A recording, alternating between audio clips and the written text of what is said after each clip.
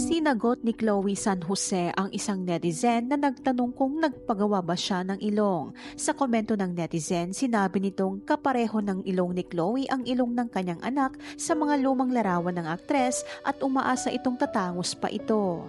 Nagpagawa ka po ba ng nose? Curious lang. Dun sa mga baby pic mo, same kayo ng nose ng baby ko. Umaasa ako na tatangos pa ilong niya.